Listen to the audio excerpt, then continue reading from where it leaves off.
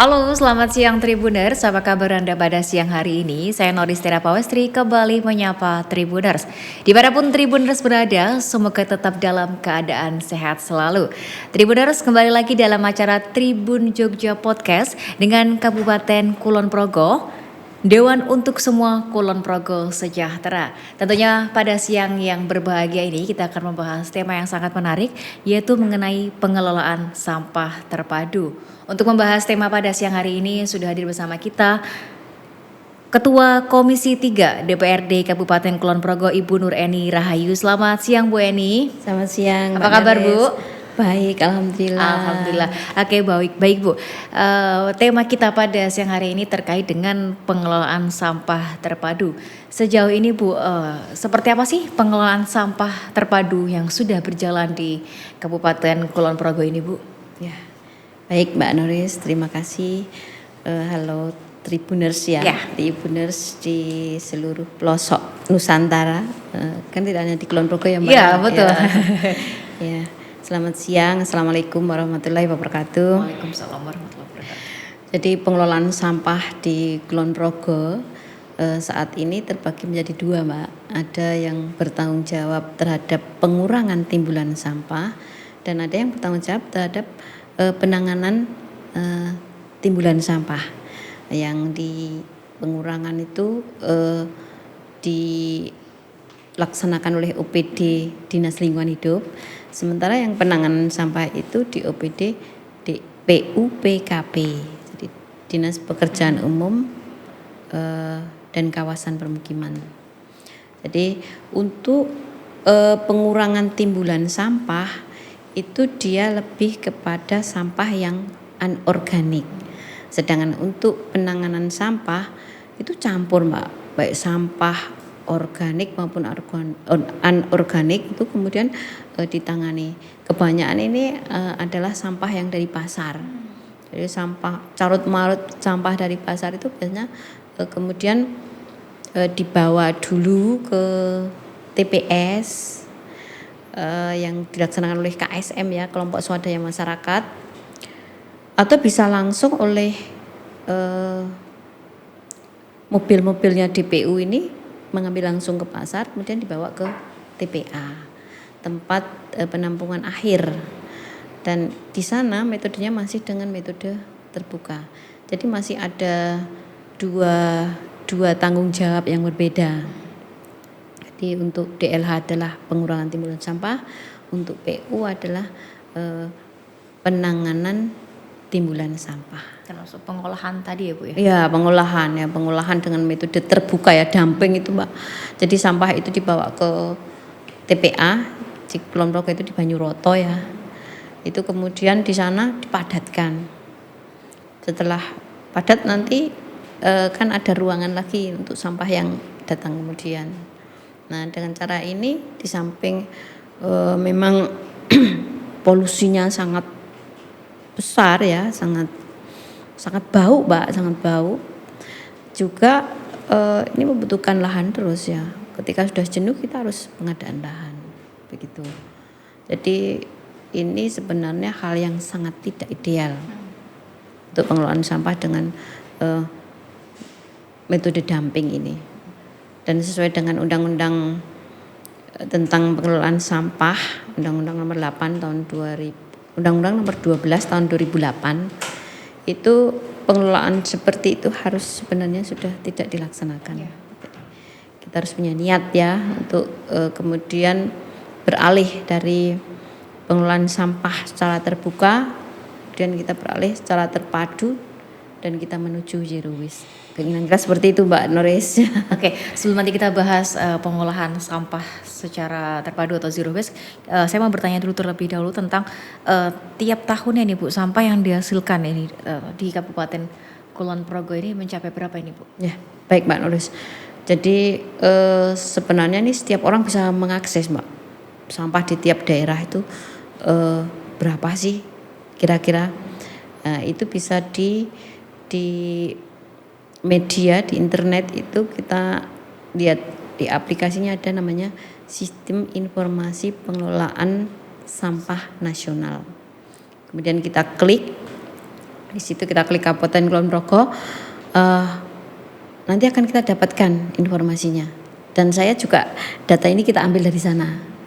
Jadi kalau nanti ini kok yang mendengarkan ada dari DLH ataupun DPPKP kok lu kok cuma segitu, bukan salah saya. Karena salahnya mereka tidak update data ya. Jadi satu-satunya data yang bisa kemudian kita ambil ya hanya dari SIPSN itu.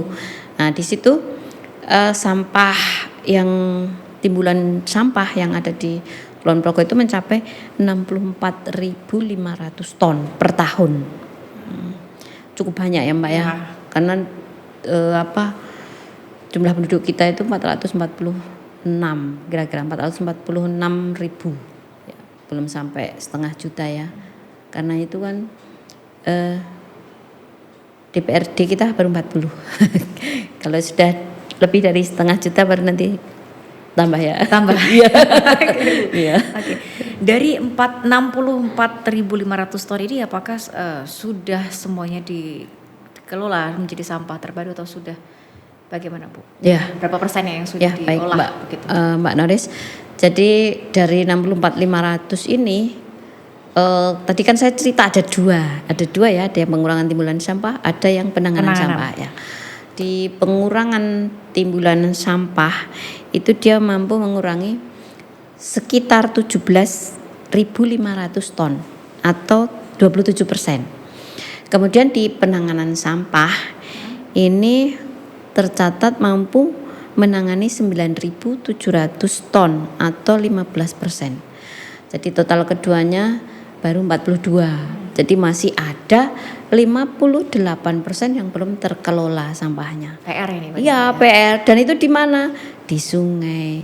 Terus kemudian di selokan-selokan, ya. Pokoknya di tempat-tempat yang kemudian menimbulkan persoalan lingkungan. Begitu Mbak Nores. Oke, tadi Bu Eni juga katakan bahwa kita akan beralih dari metode terbuka atau dumping menuju ke supaya zero waste gitu Bu ya. Ya. Nah, upaya-upayanya yang dilakukan supaya bisa menuju ke zero waste ini apa saja ini Bu? Ya, baik Pak Nores.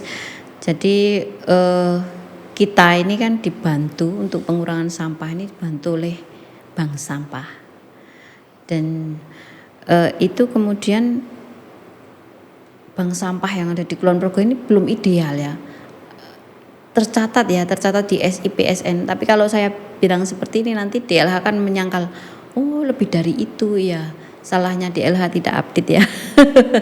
Jadi ada 74 bank sampah. Ada 74 bank sampah. Di situ tidak semuanya ideal. Jadi masih banyak yang belum memiliki sarana prasarana untuk pengurangan timbulan sampah. Jadi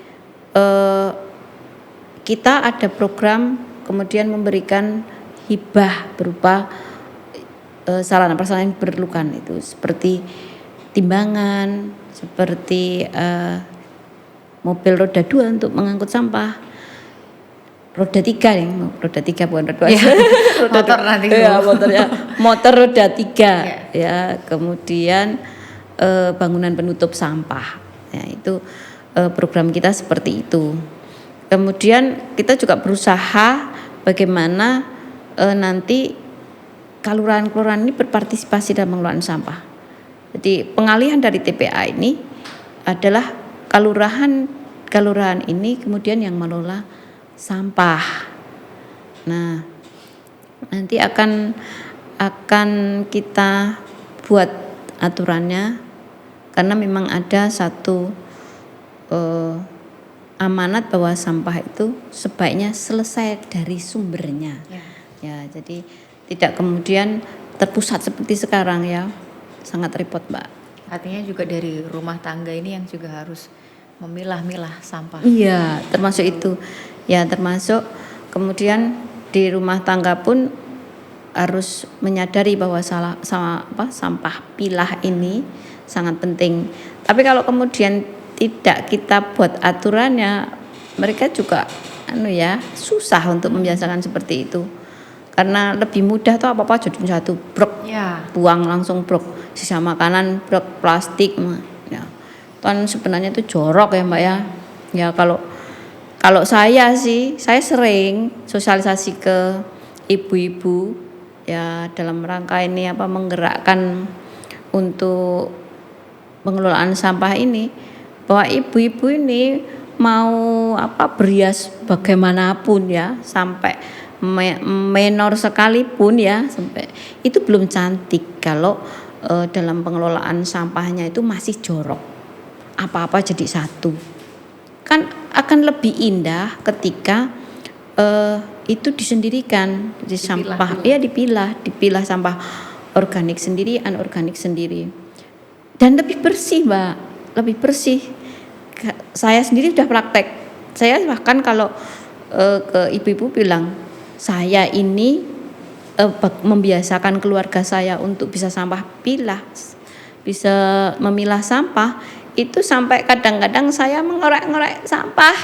Kalau kemudian ada anggota keluarga itu salah memasukkan sampah ya, dia yang anorganik dimasukkan ke organik. Itu saya korek-korek. Kenapa saya sendiri yang mengorek-orek? Saya enggak menyuruh orang lain. Karena biar anggota keluarga itu paham, nih loh ibunya itu sampai seperti itu, ya, karena juga mencontoh yang baik gitu ya. Iya, bisa mentaulat, dan ini juga untuk memberikan satu pengertian bahwa itu hal yang penting. Orang yang memang concern terhadap pengelolaan sampah, saya bilang mereka itu pahlawan lingkungan, Mbak. Ya.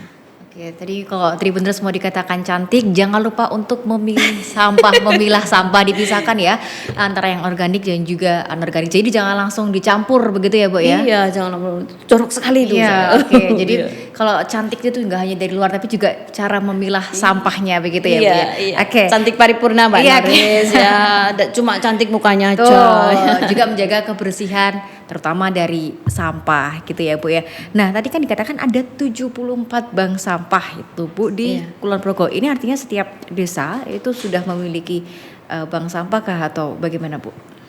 Belum, Mbak, belum setiap desa ya. Desa kita itu ada 87, kelurahan ada 1, jadi ada 88. Nah, ini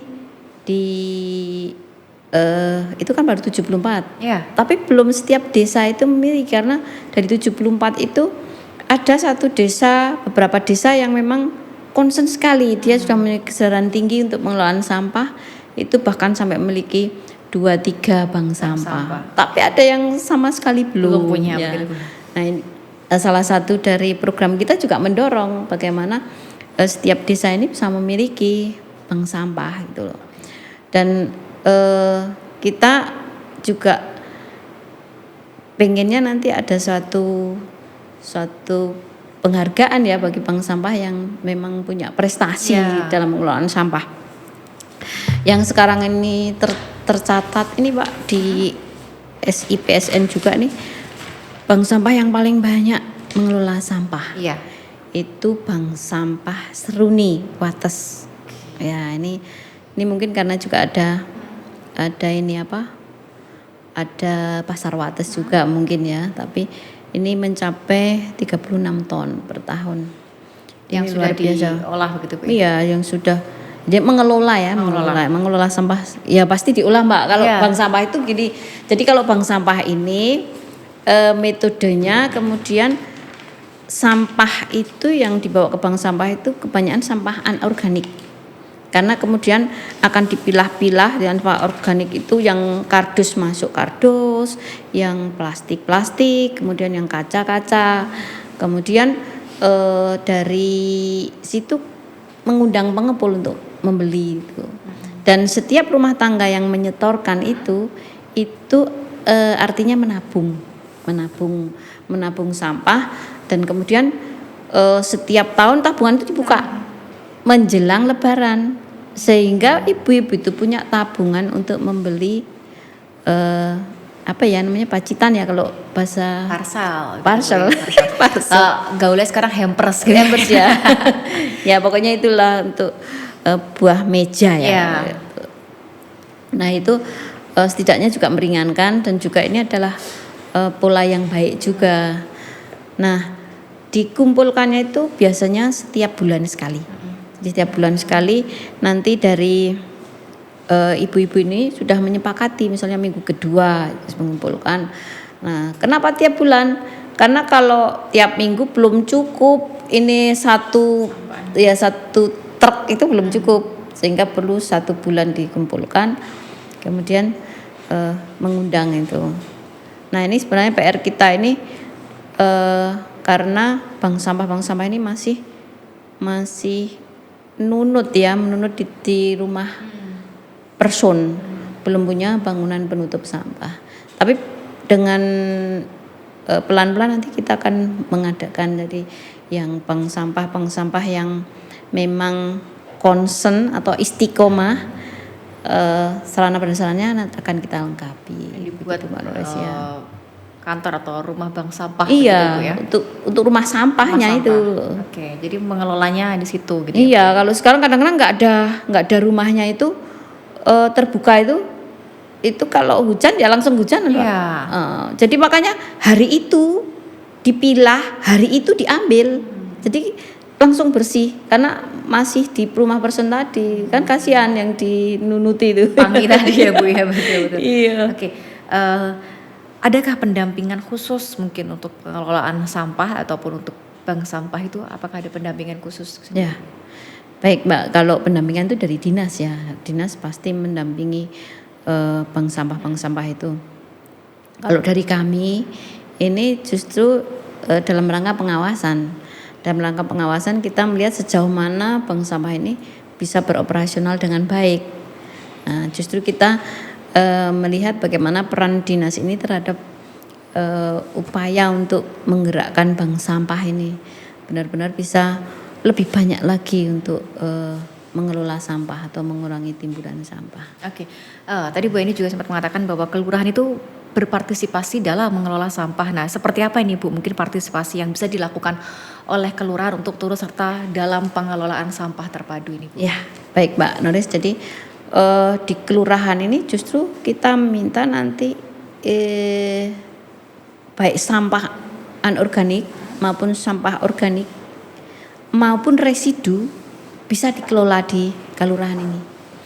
Jadi nanti kelurahan ini cukup menyediakan lahannya, terus kita akan berusaha untuk melengkapi sarana prasarananya, terus kemudian sampah itu sampai residunya itu bisa kemudian diolah, Mbak. Jadi residu itu sudah yang nggak bisa dijual ya. Kalau yang organik bisa dijadikan pupuk. Yeah. Kemudian yang anorganik bisa dijual.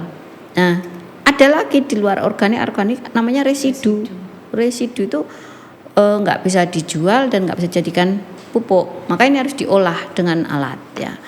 Dengan alat, dan sekarang di Yogyakarta itu banyak sekali yang sudah menciptakan alat-alat ini. Dan salah satunya mungkin yang cukup murah itu insinerator sederhana itu, dia bisa mengolah sampah, residu sampah.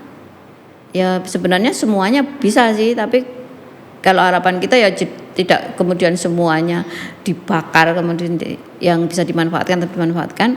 Yang justru dimasukkan di situ adalah residunya.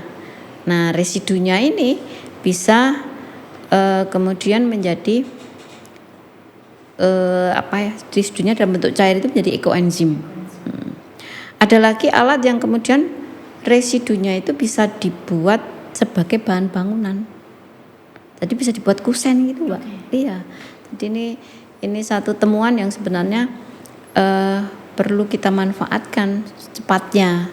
Jadi kalau hasilnya pun bagus, kita sudah lihat potongannya itu. Jadi kalau beli baloknya itu kalau nggak salah itu harganya berapa ya, 20.000 per meter. Tapi kalau sudah jadi kusen, jadi sudah dibentuk kusen itu kalau nggak salah itu 40-an ribu lah, 40-an ribu. Menaikkan nilai ekonominya.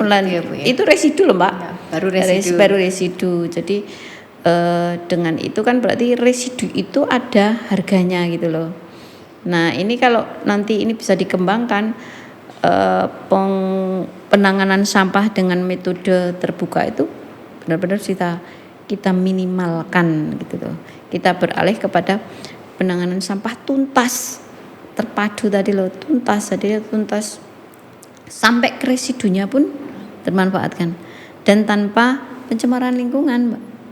Itu udah nggak ada lagi, nggak ada sisanya lagi. Karena kan ada 3 ya, anorganik, organik, kemudian residu. Residunya udah dimanfaatkan. Jadi habis itu. Zero waste itu, Mbak. Sudah tidak bersisa begitu ya Bu ya. Iya. Oke. Nah, kalau menurut Bu Eni sendiri, apakah penanganan sampah secara konvensional ini dapat mengendalikan sampah, Bu? Kalau secara konvensional yang sekarang ini saya sangat pesimis. Itu pasti nanti keteteran. Saya yakin. Dan untuk pengadaan tanah pun tidak mudah, Mbak. Seperti sekarang ini, TPA ini benar-benar sudah jenuh dan tahun ini sudah butuh pengadaan tanah. Ada pengadaan tanah. Jadi untuk kemudian bisa ada ruangan lagi selain yang sekarang sudah ada. Jadi kalau kemudian dengan adanya bandara, ya, itu kan sampah akan lebih banyak lagi. Nah itu nanti kan saya sangat tidak yakin kalau pola kita masih seperti ini. Jadi sudah satu keharusan, keniscayaan ya, kita harus berubah dalam pengelolaan sampah ini. Kita harus berubah, kita harus punya niat, DPRD dan pemerintah daerah punya kesepahaman bahwa kita akan menutup, tidak akan lagi menggunakan pola penanganan sampah terbuka ini berapa tahun lagi disepakati. Kalau kemudian kita tidak ada tujuan ke sana, nanti kita juga untuk kemudian kita berpikir yang lebih kreatif di luar penanganan sampah yang terbuka tadi akan susah karena masih dimanjakan gitu aja bisa kok. Ya. Tapi kalau diharuskan, kita sudah program kita seperti itu. Nah, jadi kita harus seperti apa melangkahnya itu menjadi jelas. Kita akan dorong ke sana, Mbak. Dan rekomendasi kami Komisi 3 memang ke sana. Salah satu program dari Komisi 3 memang adalah zero waste. Zero waste. Ya, kalau bisa sih periode ini ya, berakhirnya periode ini bisa terwujud ya. Atau 2025 lah gitu. Jadi bisa zero waste, benar-benar zero waste. Ya, doakan ya Mbak. Amin. Ya. Semoga bisa ya Bu ya. Iya, amin. Terkait dengan masalah yang sering timbul dengan adanya pengelolaan sampah terpadu ini apa ya Bu? Sekarang yang konvensional terpadu. Yang terpadu ini yang rencana kita. Nah, pertama kali ini gitu. Memang ini kendalanya adalah kesepahaman itu. Jadi kesepahaman dari pemerintah daerah maupun legislatif maupun DPRD ini belum terjadi. Jadi masih belum ada kesepahaman gitu loh. Jadi kita memang nanti rencananya mungkin ke depannya yang paling dulu kita melalui perda tentang sampah dan sampah rumah tangga dan sampah sejenis rumah tangga, kita akan cek seperti apa perda itu, apakah masih bisa digunakan pada kondisi saat ini atau harus ada perubahan. Nah, kedepannya ini kan kita ada program Mbak, namanya ada program sosialisasi perda, evaluasi perda. Di dalam evaluasi perda itu kita mengundang masyarakat, kemudian kita membahas satu perda tertentu. Nah, rencananya nanti untuk perda tentang sampah ini juga akan kita evaluasi, kemudian setelah kita evaluasi nanti dalam kegiatan kita juga ada namanya bedah perda, Mbak. Dalam bedah perda itu nanti kita bisa mendatangkan narasumber, bisa tenaga ahli, kita bahas bersama tentang perda ini, termasuk dari eksekutif, sehingga di situ kemudian bisa terjadi kesepahaman dengan melalui bantuan dari narasumber tadi. Nah, kalau sudah ada kesepahaman, kalau memang perlu kita rubah, nanti kita rubah perdanya seperti apa, kemudian nanti perbubnya, sampai nanti di pelaksanaannya kita sudah menuju kepada pengelolaan sampah zero waste. Jadi tahap pertamanya memang dari pengaturannya dulu. Saya memandang itulah pintu masuk kita untuk kesepahaman dengan eksekutif. Ya, kalau sekarang ini kan orang nggak pernah buka-buka nih seperti apa sih aturannya, sudah biasanya kayak gitu ya kayak gitu itu loh Pak. Tapi kita nggak boleh terus-menerus seperti itu. Kita harus sadar sekarang posisi Kulon Progo tidak lagi desa kayak dulu ya Mbak, yang mungkin desa kecil, kabupaten kecil yang kemudian untuk persoalan sampah ini mungkin belum menjadi perhatian. Tapi kita sekarang ada bandara itu pasti nanti akan menjadi kemudian akan ada pertumbuhan di sektor lain. Nah ini kan pasti ada persoalan sampah juga. Dari sekarang ini harus sudah dikendalikan. Kalau nanti pada saat sudah tumbuh baru kita berpikir, ini nanti akan menyulitkan. Justru sekarang ketika mungkin masih belum begitu banyak persoalan, kita sudah biasakan masyarakat kita untuk bagaimana mengelola sampah ini secara baik gitu Mbak Narisya. Terakhir sebelum kita tutup Bu, Ya. upaya atau dari Dewan sendiri, dorongan dari Dewan sendiri untuk pengelolaan sampah terpadu ini seperti apa ini Bu? Nah ini jadi dorongan kita ya nanti kita ingin bahwa ada penganggaran khusus untuk pengelolaan sampah ini secara serius. Jadi ini menjadi sasaran maupun prioritas kegiatan yang memang perlu kita anggarkan. Jadi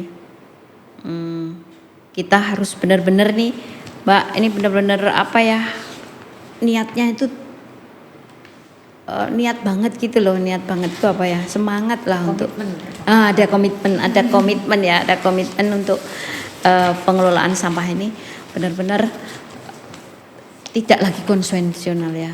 Kita harus berpikir maju, dan dari sampah ini jangan sampai sampah ini hanya menjadi masalah. Sampah ini dari menjadi masalah kita buat menjadi berkah. Biarnya kayak gitu Mbak. Jadi biar bisa berkah apa ya ada di dalam prioritas utama dari kegiatan kita gitu Mbak.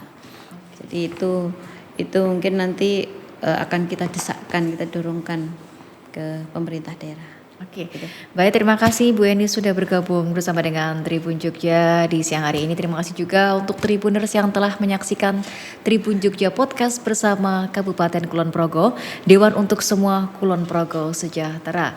Saya Noristira Pawestri dan juga Bu Eni yang hadir pada siang hari ini mohon pamit undur diri. Selamat siang dan sampai jumpa.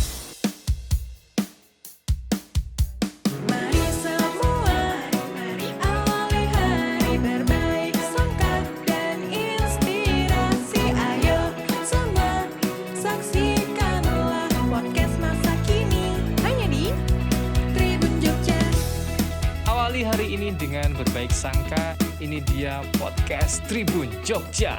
Teluh Papat.